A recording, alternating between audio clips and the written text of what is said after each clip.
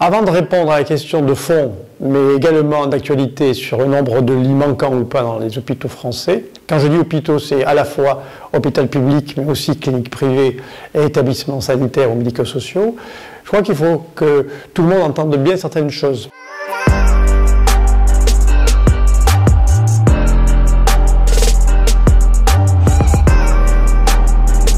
Les dépenses de santé en France, c'est 11% du PIB. La France consacre la moitié de ses dépenses de santé, grosso modo, à l'hôpital. Et si on se compare par rapport aux autres pays, on consacre plus d'argent aux hôpitaux que les autres pays. Donc on pourrait se dire, en consacrant tant d'argent pour les hôpitaux, pourquoi on manque de lits? Alors d'abord, première fausse idée, est-ce qu'on diminue le nombre de lits en France? Alors la réponse est oui, et la réponse est non. La réponse est oui, parce que c'est vrai que le nombre de lits d'hospitalisation complète a diminué. La réponse est non, c'est que le progrès technique, et notamment le progrès médical, a fait transformer des lits d'hospitalisation complète en hôpital de jour. Conclusion, c'est vrai qu'on a diminué grosso modo le volume du parc hospitalier, mais comme on traite aujourd'hui des malades plus vite, on pourrait estimer qu'il y a assez de lits. La vraie question, c'est comment en période de crise, et notamment en période de pandémie, et la crise actuelle est un bon exemple, on peut s'adapter facilement. Alors là, deux exemples concrets. Par rapport à d'autres pays comme l'Allemagne, c'est vrai que la France manque de lits de réanimation.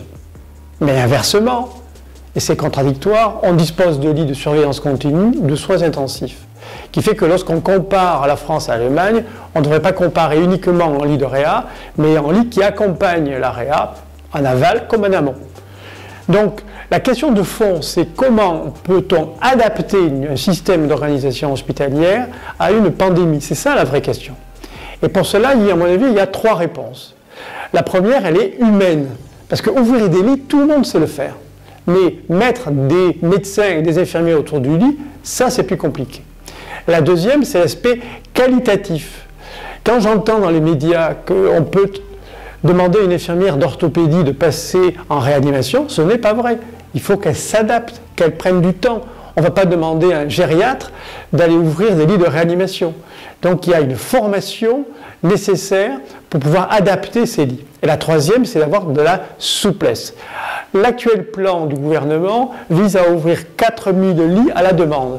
C'est une bonne mesure, mais à une condition, c'est qu'elle respecte ce qu'on a dit précédemment, à savoir qu'il y ait des métiers autour de ce lit. Dernière réflexion avant de conclure, le débat, c'est pas de savoir s'il faut des lits, le débat est de savoir qu'est-ce qu'on en fait. Et le grand débat en France, et qui est un débat constant, qui sera permanent après la pandémie, c'est le vieillissement de la population. On prend en charge plus facilement en hôpital de jour des gens de 30 ans, 40 ans, que des gens de 75, 80, 90 ans. Et donc le grand débat en France, qu'on n'a pas abordé dans le sujet d'actualité sur le Covid, c'est l'articulation entre les lits de médecine, de chirurgie obstétrique, et les lits d'aval, c'est-à-dire les lits du médico-social. Et ça, c'est un autre débat.